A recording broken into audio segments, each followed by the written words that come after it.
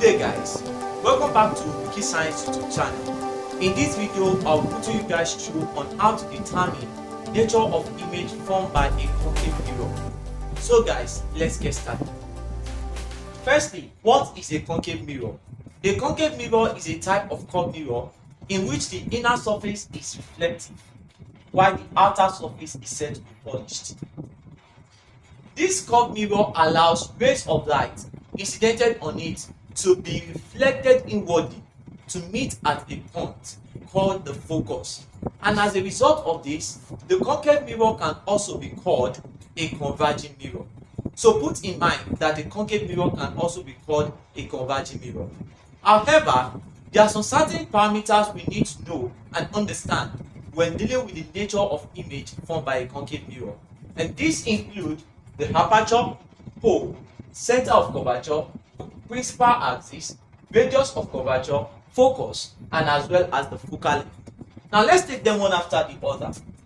The length of this concave mirror, which you can see from the diagram extending from A to B, is what we define as the aperture. So this is the aperture of the mirror.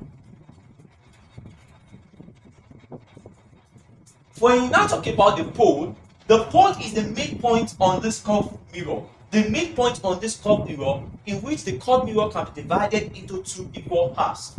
This is what we refer to as the pole. This is what we refer to as the pole. Now, talking about the center of curvature. Looking carefully at this curved mirror, you realize that it forms the length of an arc, which can be extended further to form a complete circle. As you can see, that this can be extended further to form a complete circle.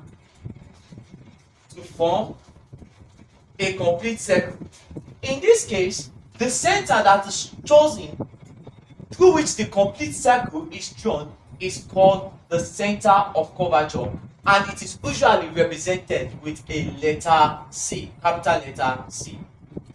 Now, when object is placed in front of a concave mirror, rays of light travel parallel to each other. Rays of light travels parallel to each other and are incidented on the inner surface of the curved mirror, which are thereafter reflected inwardly to meet at a point called the focus. So let this represent several rays of light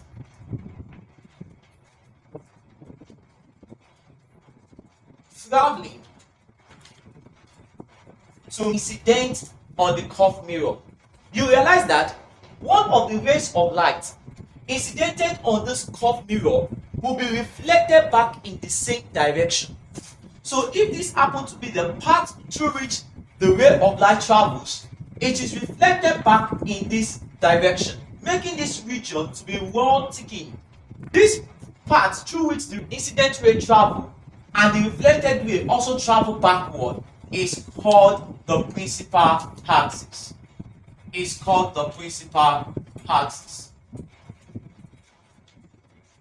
So other rays of light that are parallel to the principal axis are reflected to meet on the point of the principal axis. So here we have this ray meeting at this point. Here is a ray here meeting at this point. We can add this ray, and as well we can add this ray. This region where these rays of light they definitely meet is now called the focus. It is called the focus. So here is the direction of the ray of light meeting at a point called the focus. Now, the distance between the center of curvature and the pole, is called the radius of curvature. Why? Do not forget that this is taken at the center of this curve, and any line drawn from center to a point on the circumference of a circle is called radius. However, this is not a complete circle, it is just a curve, and as a result of that, it is called radius of its curvature. Now, the next one that we talk about is the distance between the focus and the pole. The distance between the focus and the pole is called the focal length. So this is called the focal length, and it's represented with small letter f. However, I want you to know at this point that the radius of curvature is always twice your focal length. And as a result of this, we can simply say that your focal length is equal to radius of curvature divided by 2. So these are the parameters that are necessary for the nature of image formed by a concave mirror. Now let's talk about how to determine the nature of image formed by a concave mirror. A concave mirror usually forms real and inverted image, while the size of the image is dependent on the position of objects with respect to the concave mirror. Meaning that the farther the object away from the concave mirror, the smaller the size of the image. But this does not occur in all cases. When the object is placed on focus, the nature of image changes totally. And as well, when the object is placed between the focus and the pole, when the object is placed between the focus and the pole, it forms upright and a virtual image. So now let's look at this nature of image one after the other, beginning with when the object is placed away from the concave mirror, meaning that it is further away from the center of curvature. Now let's begin with when the object is placed away from the concave mirror, meaning that the object is further from the center of curvature. We're taking the object now to be here with this particular height. The first thing you must consider is that ray of light travels from this object to the mirror, and by the time it touches the mirror, it is reflected through the point of focus. It is reflected through the point of focus. And another way of light, through reversibility of light, passes through the focus, undeflected. And when it touches the ray of light, it is reflected. It is reflected backward. Aside from this, we still then realize that the ray of light coming from this object passes through the center of curvature undeflected and intersects with the ray of light reflected away from the concave mirror. Reflected away from the concave mirror. In this case now, the point where this intersection occurs is where our image is said to be formed. Because this image is in front of this concave mirror, we say the image is real.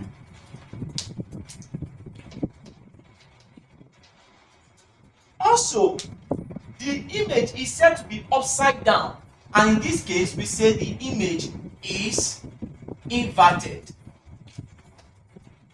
But when we compare the size of the object with the size of the image, we realize that the image is smaller. So we say, and it is diminished. So this is for the nature of image formed by concave mirror when the object is placed away from the center of curvature. That is, it is placed away from the concave mirror. With respect to this, I want you to know that the phenomenon is still applicable, which states that the closer the object, the bigger it becomes. Meaning that as long as this object is taken closer to the concave mirror, the size of this image becomes larger. So now we will consider next now when the object is placed exactly at center of curvature, meaning that we have changed its position, bringing it closer, closer and closer until it gets to the center of curvature. So now let's consider when the object is placed at center of curvature. The same phenomenon is applicable, that ray of light travels from the object and it is incidented on the concave mirror. And when this occurs, the ray is reflected through the focus. It is reflected through the focus. Also, another ray passes through the focus undeflected. And this ray is therefore reflected, is therefore reflected outward when it is incident on the concave mirror. At this point, we then realize that where the image is formed is at the point of intersection of these two rays. Is at the point of intersection of these two rays. This ray is not allowed to pass through the center of curvature here because that is where the object is placed. But when you look at this carefully, you're able to denote that the image is still placed in front of the concave mirror. So we say it is viewed. Aside from this, it is said to be upside down, meaning that it is inverted. It is inverted. But when you compare the size now with the object, you realize that the distance of the object from the concave mirror and the distance of the image from the concave mirror are the same or equal. And the size of the object and the size of the image are approximately the same. So in this case now we say they are of the same size. They are of equal size. They are of equal size. So this particular nature occurs when the object is placed at the center of curvature.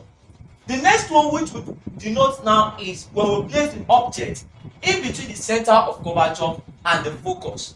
But one thing you clearly understand here is that initially the nature of image was said to be diminished, and now it is of the same size. Meaning the closer the object, the bigger it becomes. Now let's consider when the object is placed between the center of curvature and the focus. Between the center of curvature and the focus. So this still denotes the object. Don't forget, the phenomenon still remains that in this case now, the ray of light comes from the object, is incident on the concave mirror, and it is reflected through the focus. Don't forget as well, ray of light from the object passes through the focus undeflected, and when it is incidented on this concave mirror, is reflected outward. You can as well have it that ray of light will also pass through the center of curvature, because the center of curvature now, the object is not placed there. It can pass through the center of curvature and it is undeflected to, in this case now, the point of intersection denotes the point where the image is formed. Denotes the point where the image is formed. And we can as well say that the image is still in front of the concave mirror, so it is real. It is upside down in the sense that it is inverted. And here we can say that the size is bigger than that of the object, so we can say and magnified. Magnified. So it is magnified. So this is the nature of image of object placed between the center of curvature and the focus. Let's look at what happened now when the object is now placed at focus. Remember I said that the nature of image changes completely when the object is placed at focus. Let's look at what really happens when the object is placed at focus. Now let's consider when the object is placed at focus, what really happens. Now I'll put my object here. This is my focus. Normal pattern is still what we follow, that rays of light comes from the object, incident on the mirror, and they are reflected through the focus. Reflected through the focus. Another ray of light comes from the object and passes through the center of curvature. Passes through the center of curvature. You realize now that these two rays become parallel to each other, meaning that they do not meet. In this case now, the image is no longer seen on the screen. Rather, we say that image is at infinity. The image is said to be at infinity because the rays do not meet, they do not intersect. So in this case now, the position of the image is not identified. Now let's consider the last aspect of this video, when the object is placed between focus and the pole. So this is our object, you can place it here. The normal pattern is still applicable here in the sense that ray of light is incident on the concave mirror and it is reflected through the focus. It is reflected through the focus. So here we can also have it that another ray of light passes through the center of curvature, undeflected. So in this case now, what happens is that just like the way the nature of image tends to look like when the object is placed at the point of focus, realize that the rays of light here are also parallel. But let's look at what happens to this image when they are extended further on the other side. You realize that they meet later on the other side of the mirror. In this case now, the image is formed behind the mirror. And when this occurs, we say the image is definitely said to be virtual. It is not more in front of the mirror but behind the mirror. And as well, it's said to be upright or erect, in the sense that it is also facing the same direction as the object, so it is upright or erect.